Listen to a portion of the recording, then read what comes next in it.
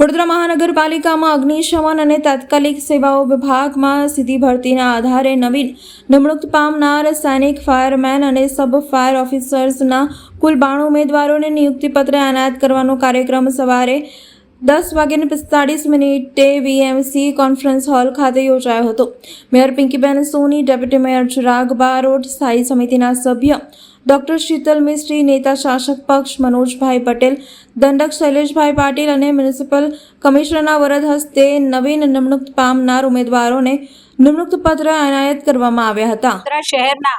વિકાસની દિશામાં કામ થઈ રહ્યું છે ત્યારે ભરતી પ્રક્રિયા માટે ચૂંટાયેલી પાંખ અને વહીવટી પાંખ આ બંને ભેગા થઈ અને આ પ્રક્રિયા કરવામાં આવતી હોય છે ત્યારે જ્યારે નવા ઉમેદવારોને આજરોજ નિમણૂક પત્ર એનાયત કરવાનું આયોજન કરવામાં આવ્યું હતું ત્યારે ચૂંટાયેલી પાંખ અને વહીવટી પાંખ આ બંને સાથે મળી અને આજરોજ આ 92 લોકોને નિમણૂક પત્રો તથા એમને શુભેચ્છાઓ પાઠવી છે। વડોદરા શહેર અને વડોદરા જિલ્લામાં આજુબાજુમાં આપણે સૌ જાણીએ છીએ તેમ આગના બનાવ હોય, કોઈ ઇમરજન્સી હોય, પૂર આવે કે પછી વાવાઝોડાના સમયે વૃક્ષો પડી જવાથી તાત્કાલિક જે સેવાઓની જરૂર પડતી હોય, સાથે સાથે વડોદરા શહેરમાં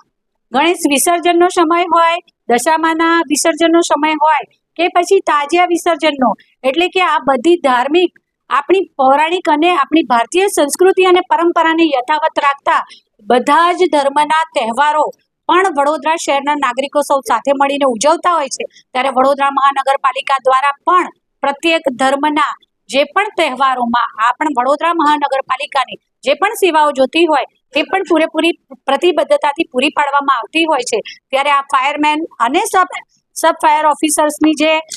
ભરતી પ્રક્રિયા કરવામાં આવી છે ચોક્કસ આગામી સમયમાં હાલોલ, કાલોલ, પાદરા, ભરૂચ અને જંબુસર આ બધા વિસ્તારોમાંથી પણ કોલ આવતા વડોદરા ફાયર સ્ટેશનમાંથી ફાયર વિભાગના ઓફિસરો અને તેમની ટીમ દોડી જતા હોય છે અને લોકોને તાત્કાલિક સેવાઓ આપી અકસ્માતો અને પરિસ્થિતિની ગંભીરતામાંથી પણ બચાવીને બહાર લઈને આવતા હોય છે। ત્યારે ખરા અર્થમાં વડોદરા મહાનગરપાલિકાનું ફાયર વિભાગ એ જાણે કે ઈશ્વર જ મનુષ્યના રૂપમાં, કારણ કે ઈશ્વરને જ્યારે કોઈને મદદ કરવી હોય ત્યારે આપણામાંથી જ કોઈકને માધ્યમ બનાવતા હોય છે ત્યારે મનુષ્યના રૂપમાં જ્યારે ઈશ્વર મદદ કરવા આવે તેવા આ ફાયર વિભાગના સૌ જવાનોની આજે ભરતી થઈ છે। હું સૌને ખૂબ ખૂબ શુભેચ્છાઓ પાઠવું છું। આભાર। 26 છે અને બાકીના અન્ય જિલ્લામાંથી છે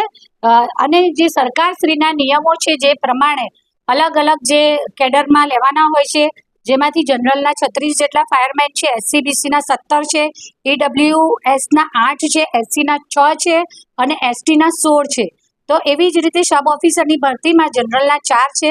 SCBCના 2 છે, STના 2 છે અને SC ઉમેદવાર 1 છે। 22 જેટલા ફાયર વિભાગના ઉમેદવારોને આજ રોજ નિમણૂક પત્રો એનાયત કરવાની કામગીરી કરવામાં આવી, જેમાં જે ફાયરમેન છે તેમનો 26,000નો ફિક્સ પગાર જે 3 વર્ષ સુધી રહેશે અને જ્યારે રેગ્યુલર પે સ્કેલ પર આવશે ત્યારે તેમને 40,000 સુધીનો